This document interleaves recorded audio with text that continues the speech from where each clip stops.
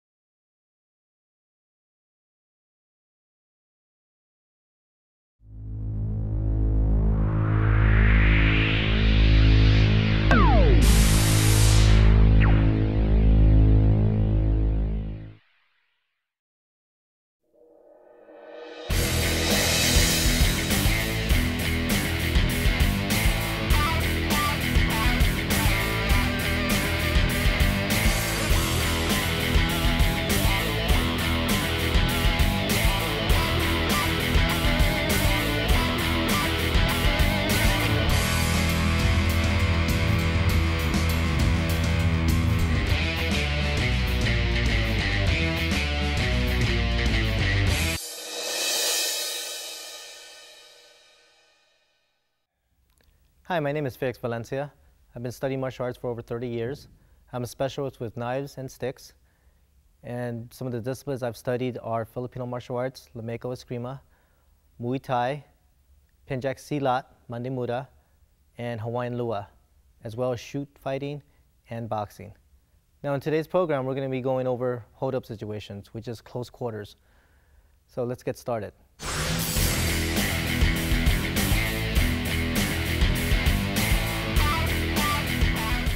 We'll start off with the front situations with foot hold-ups, knife to the chest and knife to the throat from the front view. I'm going to get Matt in here to help assist. Now what Matt's going to do is actually put the blade on my chest. And from here, in training, what I want Matt to do is anytime I flinch, he's going to slice down. So he's going to, like this, and he's going to slice down. Go. Okay, write it down my body. Go. Yeah, he's going to do it again. Good. Now, this helps me to be non-telegraphic. The moment I lift, he's going to cut. So I have to learn how to explode. So what I want to do is first hollow out my shoulders this way, get the meat of the hand, and control this with my fingers. So at the same time, when I go 1, then 2, back to his center. Now this is pull, this hand, the left hand will pull, this will punch through because it's on the side of the blade. We call it pull-push. It goes right in the center, hits him, and I could do any takedown I want from there. Okay. I'll go with the full speed version. From here, 1, 2.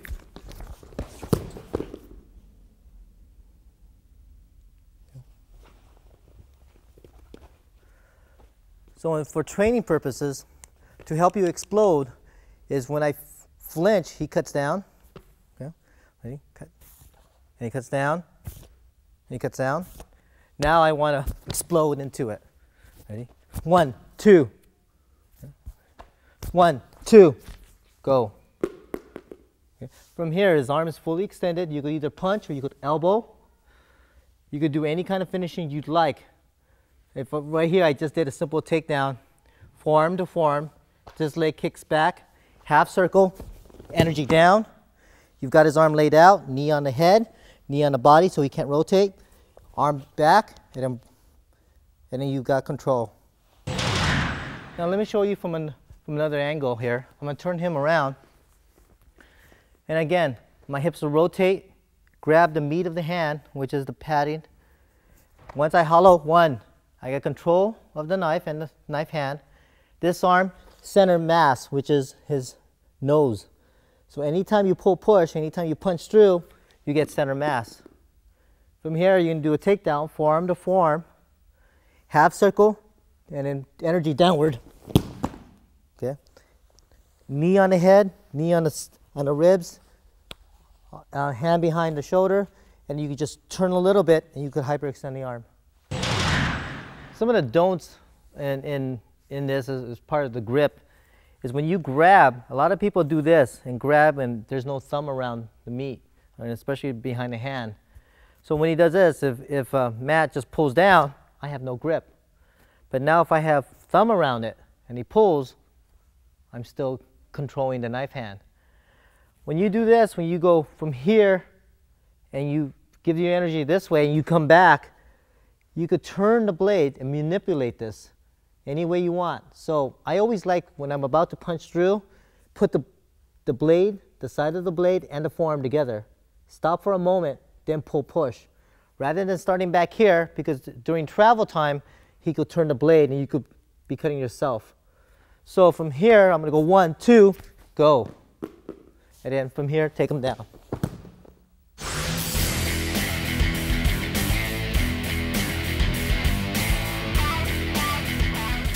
Okay, we're going to continue our 360 on the body as far as hold-up situations. I'm going to bring in Alan, and we're going to do what is known as an ATM hold-up.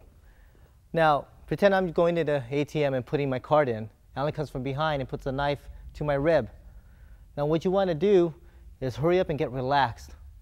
You don't want to telegraph what you're about to do from here, and plus when you do it, your arm is bent. You don't have surface to block any knife, because if you do it here, Alan could easily get the knife out to the side from under.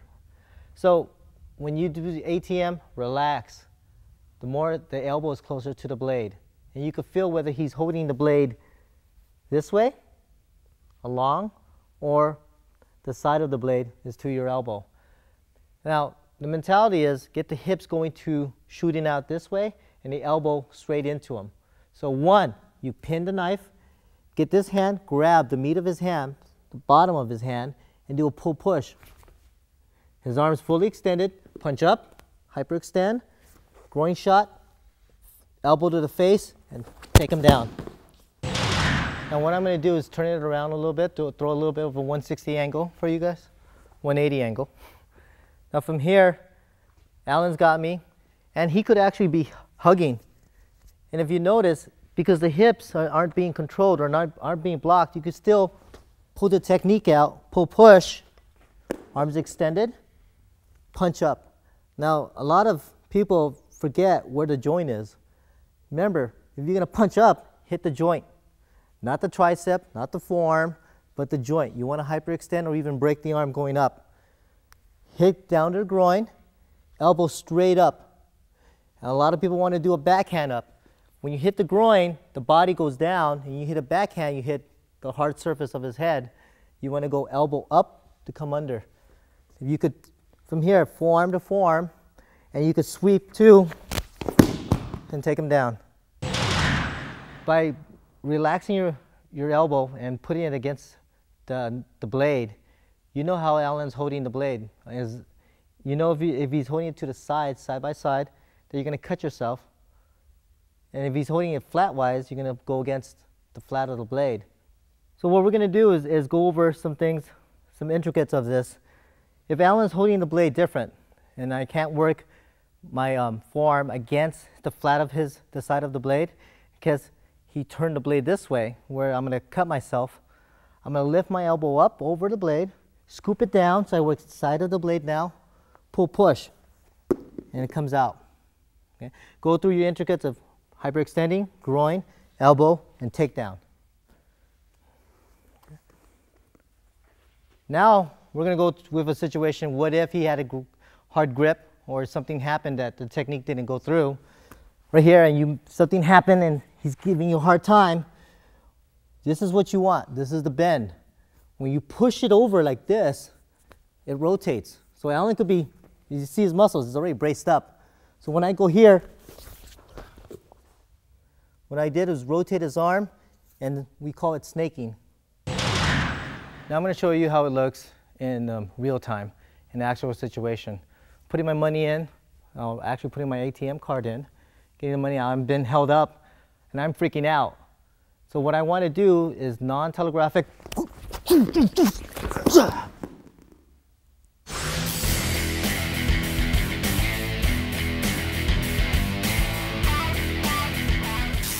Now from here, what I'm going to do is actually challenge you in your mentality and your techniques. I'm going to have Alan do a more difficult technique. And we're going to do the same thing, a hold-up situation. Now he's going to do the knife in front of my bicep. Now, if you notice, there's no pinning involved now. Now I have no elbow to work with.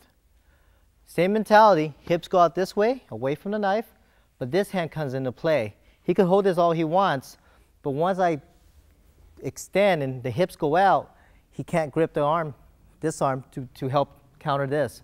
So I'm going to push this way and get the meat of his hand. Again, the meat, top of the hand, just patting the thumb on it to control. Okay. From here, I'm going to go one, and if you notice, I just turned it. Now I've got the side of the blade again. And forearm, or there's different ways of disarming this. Forearm would be hitting, coming back, again, groin, face, and then takedown. We'll go over that again.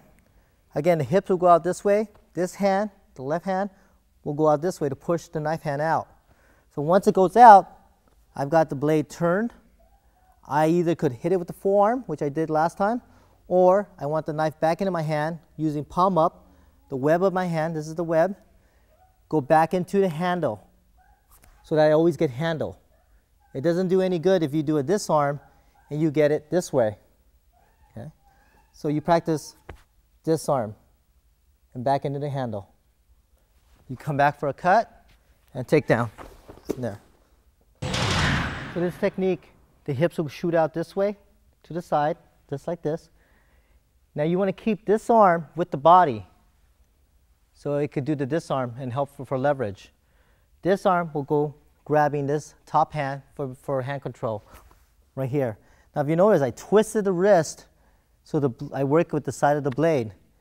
Now this arm is close to my body. Now it could shoot out for a disarm. Come back, hyperextend, groin, elbow to face, and I'm take him down. Now one of the do's and don'ts in this is you got to get your hips out. Shoot it out this way to the side. If you don't, if you go for this and he still has enough reachability to stab you into the side of your ribs. So I'm going to actually not pull my hips out and watch Alan stab me. He still has me, no matter what. So you need to hollow or just evade and go. Okay. Right. 1, 2, 3, 4, 5.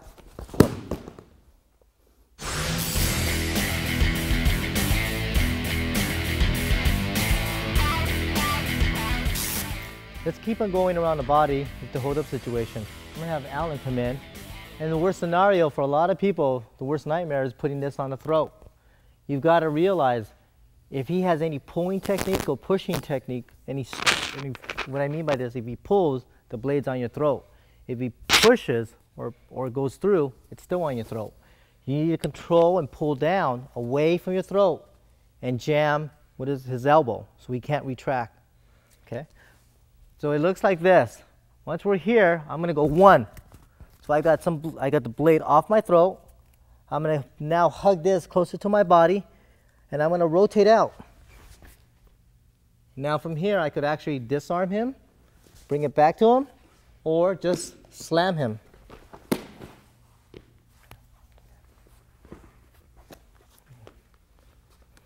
Okay. Again, you need to pull this down if you want to. Just pull it down your body and jam this elbow. Now, what I'm going to do is, right here, ask Alan to actually pull. try to cut my throat. By jamming his elbow, he can't slice my throat. Once he does this, I'm going to hug the elbow closer to my body and walk around him. And from here, you got choices. Put two hands over here, have the elbow higher than the knife hand. If you notice, his body language tells me he's already off balance. Now you could slam him down to the ground or change up, use this hand and go here and keep this elbow high again and come up here so you're in front. You could be hitting him at the same time. What am I actually going to do now is take away the knife and have Alan actually just choke me. It's the same technique if he does a choke on me. Right here, pin, and just rotate out.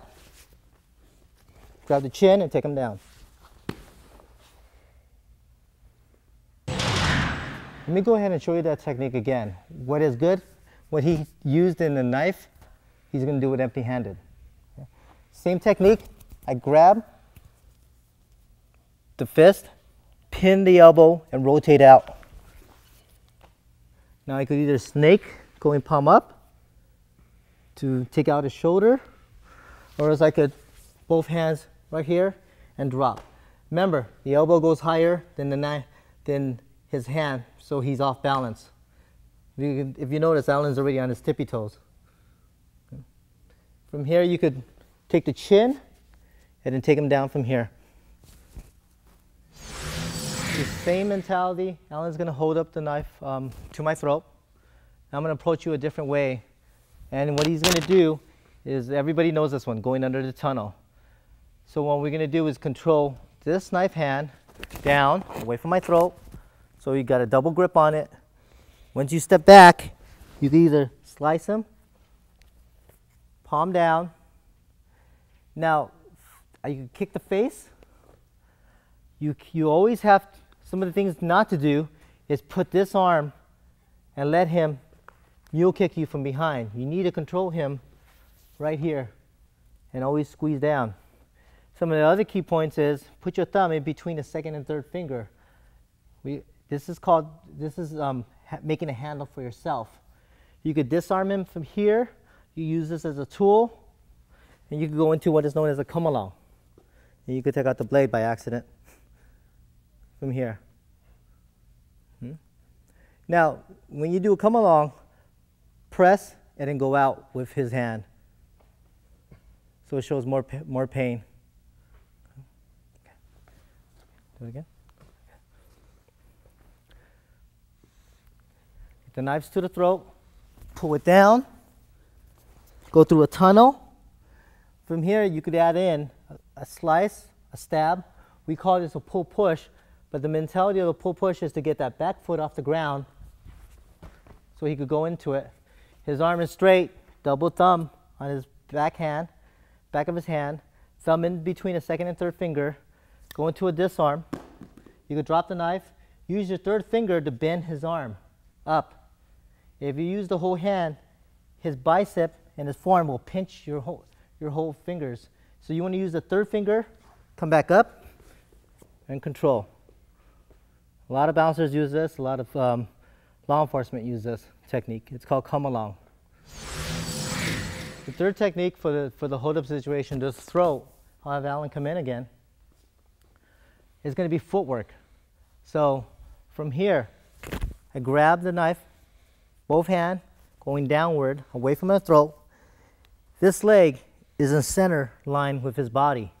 I'm going to kick it back, slide it back, same leg to the outside of his foot, and bend his knee from here, and disarm.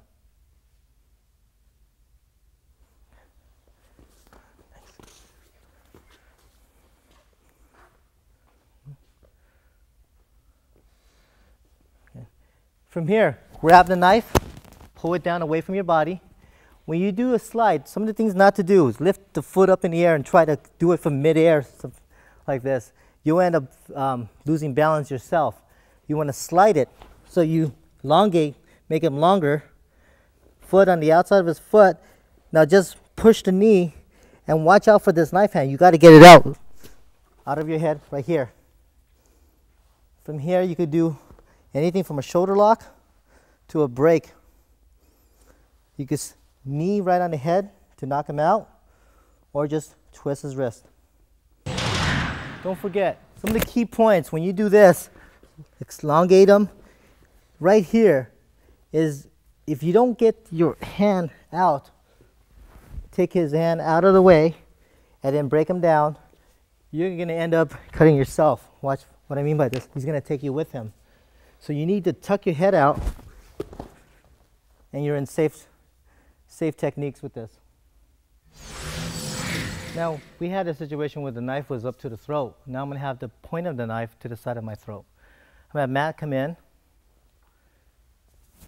He's going to put the knife right about here, right on the side. Now, this is called teacher may I. It's just raising your hand. My mentality for my body is to go half circle out and straight arm up. So when I go, I'll go really slow on this one. So when I move up, drop it down.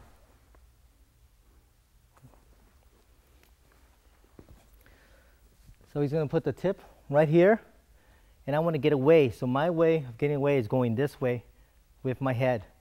My arm's going straight up. So 1, 2. Now from here, some of the key points is trying, if you do not move your neck out and you keep it here, you literally stab yourself. So everything has to go out, in. Now, as long as you have him, while you have him at a straight arm advantage, I'll do what is known from the Hawaiian Lewis system. Tuck it in, and this is called three-point break. Grab the chin, bend the wrist, and just expand. You break all three. Now, being brought up in the streets of LA, I've seen a lot of knife fights and a lot of hold-up situations. And one of the most dangerous ones is I'll have Alan come in, and they'll actually just put it right here to the throat, just to intimidate. Now, some of the don'ts to do with this is go with the rhythm, with the momentum. If you're going this way, you're obviously going to cut yourself. If you're going the other way, you're still going to cut yourself because the blade is on you. You got to totally get it downward, away from you. By working with the wrist, you can use the double-handed, and I call it sliming, kind of. And once you bring the energy down, and I'm going to do it really slow, is 1. If you notice, the blade just went off me, not slicing off me. So I'm going to have Alan to hold it tight, put it against me hard, and I just slime it down. Elbow up, knee, take him down. Nice. Yeah? We haven't done this together. Huh? I'm sorry. So, again, work with this. Just bending it down, away from you, downward. Not going this way with the rhythm, torquing your hips, or going this way because he still has blade on you and it'll cut your throat. But going down, it gets it off. I'll have Alan apply a little bit of pressure more right here, and I'm going to go downward. From here, elbow, knee, you can bend, you can spin him, and again, you get a really good arm break position and knee control. Okay.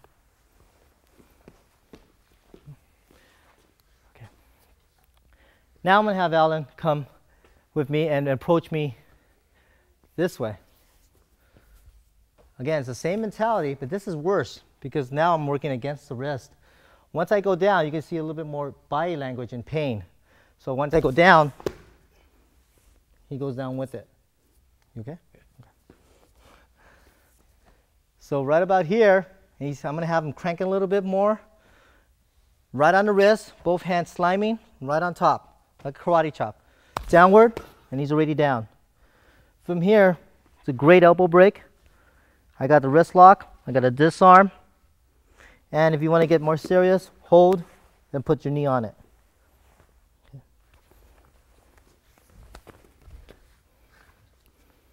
One more time. So right here, I'm going to hug it, downward. Look at his body language. What you want to do, instead of going down with this one, once you go down, torque your hips. So go down, torque your hips from here. Okay. You can control him also by making him go down and putting your knee on his tricep. And this is a great controlling technique. Now I'm going to have Alan come straight across my throat, just like this. Right here. He could hold my arm, whatever he wants. And if he does hold one wrist, I'm going to use one arm now. So right here, one. Now this is just a matter of crossing, using the mentality. You're going to hear me throughout the whole series. From the wrist to the elbow is considered a stick. Since I'm an escrimador, I like to use this as a stick mentality. So by using this, I use this as a stick, and I still could crank downward on him. Just for fun, I'm going to have Alan come up to me and put the two blades cross throat. And this is just to give your students a little bit, or you, the mentality of going downward, but not cutting down. So you don't want him to get a chance to just use it like a scissor. You want to go downward. Let me go ahead and show you with the knife how to control the wrist, bend it, and put pressure on it. Right here, slam it down, one, so the blades don't come across your throat. Now let me go ahead and show you empty-handed. He comes up to me and does a double hand choke. Again, you pull it down, you got him into a wrist lock.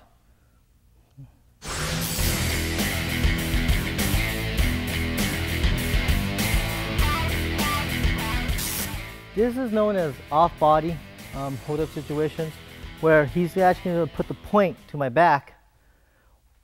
Now in this technique, what I'm going to do is use my peripheral vision, look at the corner of my eyes, and I notice his left hand's empty. So I know his right hand has the knife hand. He'll probably ask me to look forward again. So I'm looking forward. Now I could go ahead with the technique. With this technique, what I want to do is, we call it shoot a dog sniffing your rear. I know it sounds funny. And you're going to step out to a triangle, hug. Now once you hug here, you want to hug the bicep to the wrist so it's clamped on. And you could get your hit in. From here, you get a knee in, and you get a break in.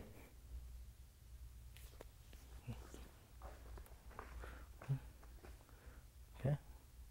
Now, some of the other things is, he could actually just use his finger, and for training purposes, this is making sure your partner isn't getting lazy on you. If he doesn't look at his peripheral vision, he does this, and the guy tricked him already. So have your partner make sure he's training it and being honest and not being lazy. So again, I'm looking forward. I know I'm in trouble now because he's using the finger on this one, on me. So I want to go from here to here, and then go into a tear down. Okay. Now, same hand, other hand, yeah. Now we went this way, we call it inside. We're going to go outside. Same mentality. I look at my peripheral vision. Now I'm going to use this hand and rotate the other way. When I go this way, the punch, rotate his arm up. My underarm area is going to go right under his elbow, and I'm just going to sit down for a break.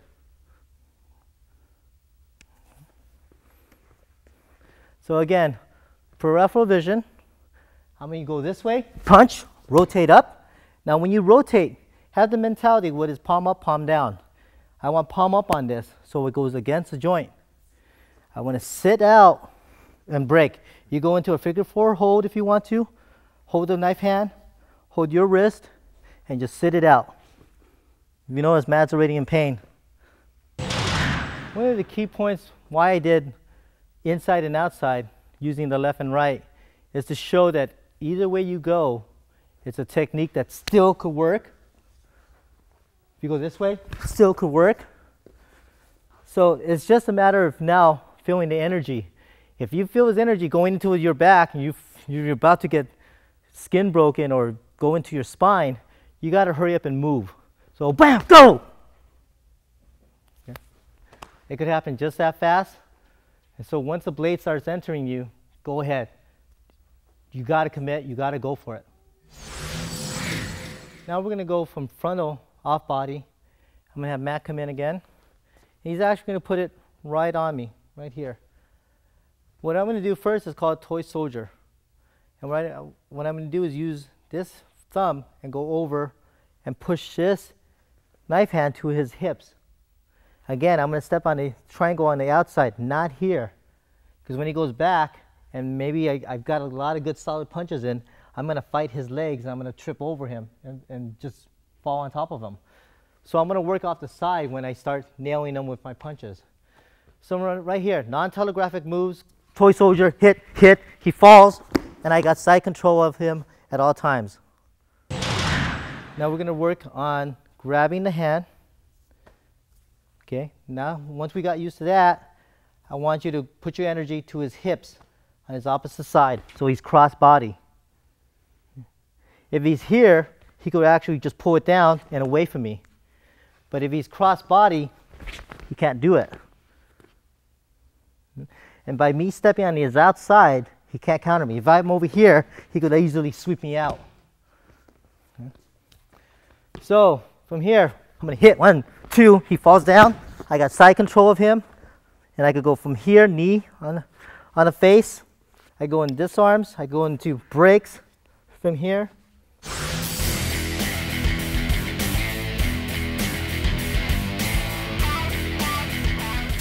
Now that we've gone over some hold-up situations, 360 around the body, if you could foresee an attacker going for his weapon and about to attack you, from the get-go, you could do something from there. I'm gonna have Matt come in, and he's actually gonna go reaching for his blade. When he does this, I'm gonna push against his body and swipe with my forearm. And now I don't care whether he got the blade out or not. He's fully extended. I go into a break from here. Now let's say he did get the blade out from here. I got the knife hand, and I still hit it out of his hand. It's still the same mentality. So from here, once Matt goes, I go 1, 2, 3, 4.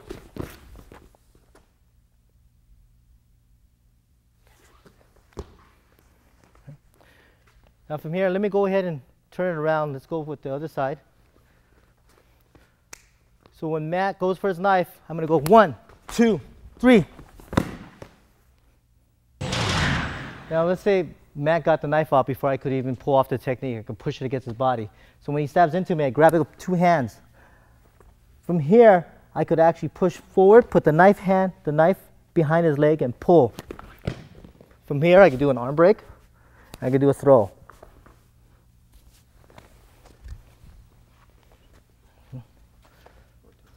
Yeah. Okay. From this situation, we'll do it from this angle. He comes in, I grab the knife hand, put the knife behind his leg, preferably his hamstrings, and pull. Once it's disarmed, you have his arm fully extended. Put his elbow on your shoulder and just stand up straight and hyperextend, or just throw him this way. We'll go from this way. You okay? Yep, I'm good.